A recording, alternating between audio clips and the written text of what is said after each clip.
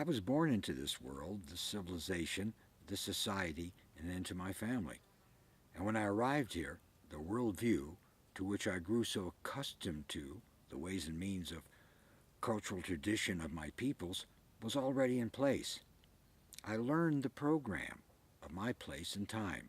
I learned to act, to believe and behave as I had been taught, learning the rules and the ground rules of my civilization.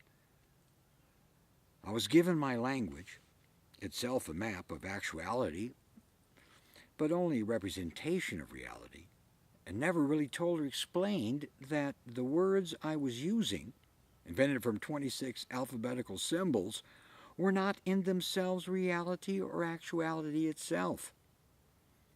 I led myself to believe, and as my conditioning took root, I believed it myself, on my own.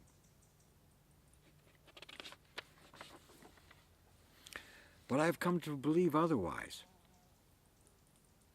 The last decades or so have revealed to me the folly of my civilization, as it attempts to produce a worldview projected from our own minds as a picture, as a representation, as an actuality, as reality for what is. Our spoken and now written language and our mathematical language, the tongue of science, have come to mean to be valued as reality itself. We have grown so accustomed to the languages that we use that for practical purposes, words and numerals appear to our minds as simply and accurately reflecting the real world of actuality. Decades of learning the program, and then decades dedicated to deprogramming myself from society's conditioned ways of being and seeing, of living and doing, has brought me to well into my midlife crisis.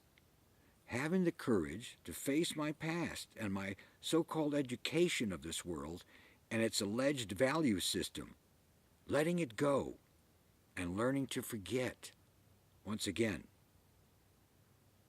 Now I stand poised on my own meaning, emerging from my own cocoon of conditioning, as well as from my own desert of longing to step forth where I have never stepped before, to view and live life for me as I see it.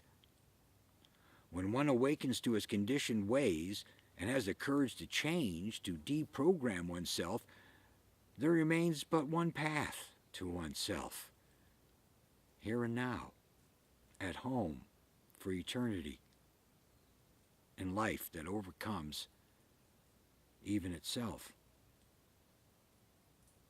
But this path will not exist until I create it.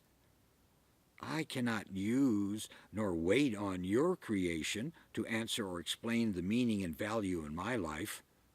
I cannot use what does not allow me to be myself. I cannot act as an actor, pretending to know, pretending to be, pretending to live. All this pretentiousness presumes we have the answers. It conditions us to think we know reality. And thus, understanding actuality as such, we now can dictate the values we believe to be true and right to others, to our children and their children. We can allow traditional values, others' values, to propagate themselves through the education, the conditioning, the programming of such values, through the vehicle of cultural mores and folkways, and then finally through rational rules and laws derived from our governing body. No, I must return my meaning for existence to me, my value for my life to me, to my body, to my thoughts and feelings. I must act with courage to create myself from the ashes and decay of rotting, dead ideas and emotions that perpetuate society's beliefs and civilization's meaning and value for existence, and rather rise from my conditioned ways to give myself permission to be me, a free spirit alive in the land of the lost. May every day bring me closer to my goal. May my life produce in me the will to overcome my conditioning by creating the values I believe in and having the strength, the courage to live without guilt or shame for my beliefs.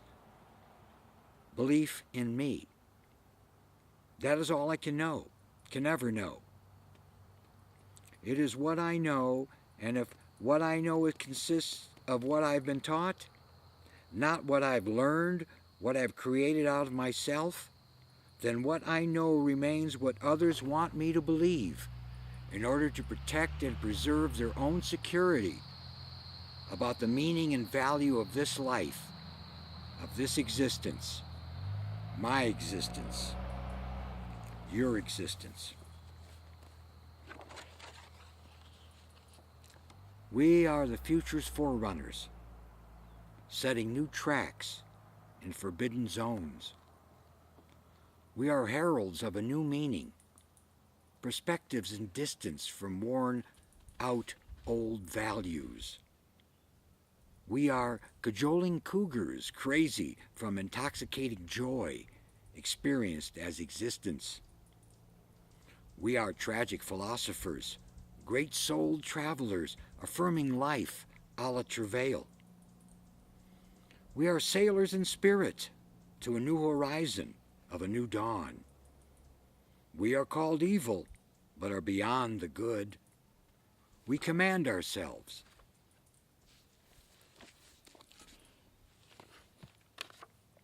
And I command myself to turn this off, and we'll catch you next time.